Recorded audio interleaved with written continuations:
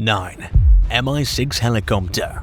During an oil prospecting expedition in 1981, a Soviet-built Mi-6 helicopter stopped to refuel at the Kalampur base in Russia's Yamalo-Nenets region, which is located roughly 1,500 miles outside Moscow. 5 miles after the chopper took off, both of its engines failed, forcing its pilot to crash land the aircraft in a swamp. Luckily, nobody was hurt, but the helicopter was severely damaged and was no longer deemed airworthy. An investigation revealed that workers mistakenly filled the fuel tanks with a mixture of gas and water. More than 40 years later, the wreck remains in the swamp and there appear to be no plans to remove it. First built in 1959, the MiL Mi-6 heavy transport helicopter was designed for both military and civilian use. It was the largest helicopter in production until it was superseded by the MiL Mi-26 in 1980. Measuring 109 feet long from nose to tail, the colossal Mi-6 is normally flown by a crew of 5 or more individuals. It has enough room for 65 troops, 41 patients on stretchers, and heavy vehicles and weapons. Over 900 of the choppers were built before the Russian military retired the model in 2002, and many countries continue to use it today. 8. Pardis City. Former Iranian President Mahmoud Ahmadinejad's idea of affordable housing may have been well-intentioned, but it was also ill-conceived. Inconveniently located 31 miles outside Tehran, on a barren, desolate stretch of land, Pardis City is made up of dozens of drab, identical apartment blocks in various stages of construction. It's not completely empty, but it's pretty close. Out of the city's 74,000 planned units, the vast majority are uninhabited. The completed parts of the project have drawn both low-income families and middle-class tenants who wanted to get away from the city. With the country's economy in shambles, the units aren't as affordable as they were meant to be. But that's just one of several reasons why people don't seem to want to live here. Satellite images captured in 2019 show a distinct lack of cars and people at Pardis City, indicating that the troubled development is still failing to attract many newcomers years after the first apartments became available. At some point, construction ground to a halt, and it showed no signs of resuming, leaving the site littered with incomplete buildings. Iranian leadership has gone back and forth on whether it would be best to see the project through or cut its losses and end the flow of money that's already gone into the self-defeating development. 7. Al Madam. Less than an hour outside the bustling city of Dubai, a handful of neatly arranged houses and an elegant mosque sit near a quiet intersection, half consumed by shifting sand dunes. Known as Al Madam, the deserted village has attracted a growing number of curious visitors in recent years. Nobody seems to know for certain why the settlement was abandoned. With some doors left open and others missing, urban explorers are free to look around. It almost seems like everyone left in a hurry on short notice, without even bothering to lock their doors on the way out. And yet, there are no signs of destruction or any other major problems. Some locals who live in neighboring towns have reportedly blamed violent sandstorms for Al Madam's desertion. There are also rumors of supernatural forces scaring residents away. Another possible explanation lies within a concept called Shabi housing, according to Columbia University architecture professor Yasser Eshetowi, who told CNN that the building style first surfaced during the late 1960s as part of the government's attempts to settle nomadic Bedouin tribes. It was part of a modernization scheme born from the misguided belief that a traditional lifestyle reflects poverty and hardship. After the United Arab Emirates became a country in 1971, authorities really began to push people to live in permanent dwellings. But some Shabi complexes were built in such a hurry that they weren't properly equipped with running water and electricity. While conducting research, El-Shatori learned that many people spent months living in these settlements without access to modern conveniences. So they left, and this could be why Al Madam was abandoned. But at least for now, the mystery continues. 6. Thames Tower. We're sure you've heard of Jamestown, but what about Thames Tower? In 2001, Beijing city planners came up with an experimental response to the growing problem of overcrowding to build imitation European towns on the outskirts in hopes of luring city dwellers to the suburbs. Dubbed One City, 9 Towns, the project called for 9 communities, each with a design based on a different country. The planned settlements included Scandinavian, Italian, Spanish, Canadian, Dutch, German, and English towns. Some of the towns have attracted a decent amount of new residents, while others have been less successful.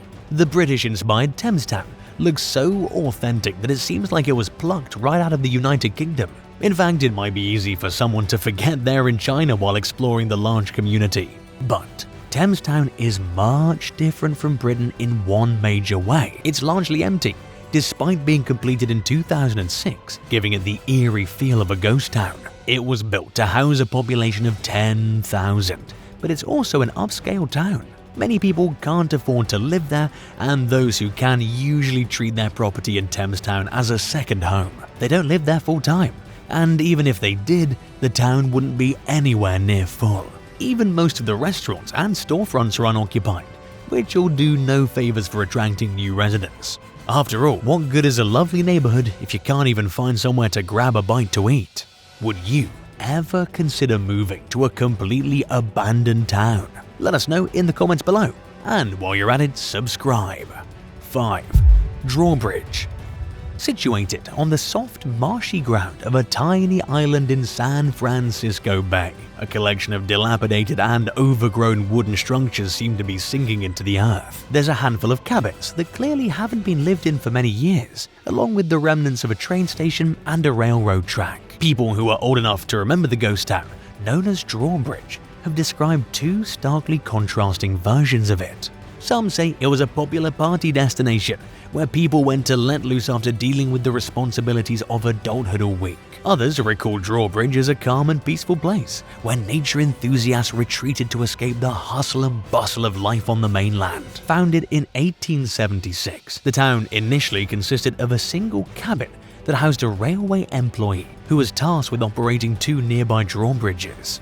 As people began to recognize the island's recreational value, they built vacation homes and hunting lodges. By the 1880s, as many as 1,000 people flocked to the Drawbridge on the weekends. At its height, the town consisted of around 90 buildings and was home to two neighborhoods, one predominantly Roman Catholic, the other mostly Protestant. But the thrill of being there apparently wore off, and the town was slowly abandoned until the last resident cleared out in 1979. Since then, the terrain's become a marshland, and it's unsafe to visit the remaining buildings. Drawbridge is considered the Bay Area's only ghost town, and is now part of the Donnellwood San Francisco Bay National Wildlife Refuge. 4. Sinai Hotels. Dozens of abandoned hotels line a 120-mile stretch of road along the southeastern coast of Egypt's Sinai Peninsula. These dystopian concrete structures range in style from futuristic to geometric. They consist of staircases to nowhere, empty swimming pools, and colossal entrances that more closely resemble post-Soviet runs than the architecture of up-and-coming business ventures. They're the product of a construction boom spanning multiple decades, which began after developers and government realized that tourists are attracted to the peninsula's pristine beaches. The construction projects were abruptly abandoned at various points in time and in different states of completion. During the early 2000s, a series of bombings at resorts struck a hard blow to the region's tourism industry. Visitor numbers were up again in 2011, but the Egyptian revolution and a spate of ensuing violence once again caused people to stay away. As of 2018, tourism was starting to pick up again, but it seems unlikely that the unfinished hotels and resorts that dot the coastline will ever be finished. And while it's hard not to notice the potential in the towering grey skeletons of buildings that were left behind, they've been there for so long that they've almost become a seemingly natural part of the landscape. 3. Baronsko Bridge. A curious concrete eyesore in the Czech Republic's Benesov district protrudes out from a densely wooded forest and extends into the Sedlicky River, where it abruptly stops without reaching the other side. Known as the Baronsko Bridge, it's an unfinished roadway that Adolf Hitler envisioned as part of a far-reaching highway network that would connect every corner of the Third Reich. Measuring 72 feet wide, the oversized bridge wasn't only meant as a means of getting from one place to another, it was a display of dominance. Construction on the Baronsko Bridge began in 1939. At the time, the Sedlicky River's water level was much lower than it is now, after being filled up as part of a man-made reservoir.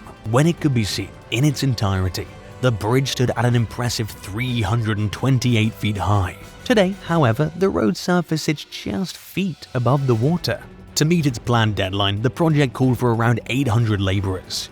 But staffing shortages left construction in the hands of an understaffed 150-member crew. Cement and other materials were also in short supply, yet the work on the bridge continued. After Hitler invaded the Soviet Union in 1941, most of Czechoslovakia's infrastructure projects were cancelled. The cement that was being used for the bridge was now needed for the creation of defense fortifications. Construction continued at a majorly slowed pace until the Czechoslovakian resistance assassinated Hitler's right-hand man Reinhard Heydrich, the appointed Nazi governor of the Czech Republic in 1942. The project resumed under the newly installed communist leadership after the war, but the bridge was ultimately abandoned after authorities decided to create a reservoir and flood most of it. 2. Soviet Cultural Center in the Woods. Located in modern-day Armenia, the spa town of Yermak was a popular Soviet-era vacation destination. During its heyday, as many as 4 small planes passed through its airport daily to drop off and pick up tourists. As the Soviet Union's collapse approached during the late 1980s, visitor numbers dropped dramatically. The airport closed, and the population dropped to less than half of what it was at its peak. Since then, Yermak has seen a resurgence, and its future is promising. But times have changed, and not everything that once existed there can be restored to its former glory. Take, for example, the Palace of Culture, an imposing building that sits along the south shore of Sarnik Byar Lake. But it looks more like it belongs in the middle of a city. Construction on the center began in 1969, but wasn't completed until 1986. Inside, the floor is littered with debris, staircases are crumbling, and the once grand atrium and auditorium are completely dilapidated.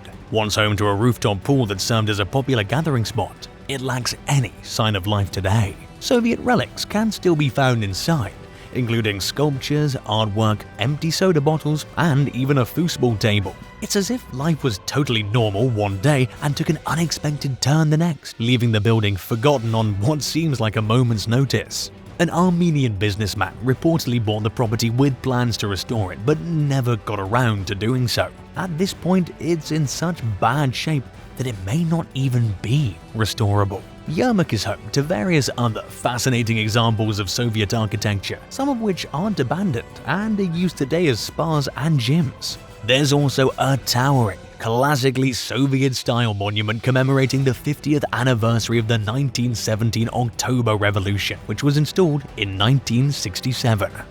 1. Stasi Hotel.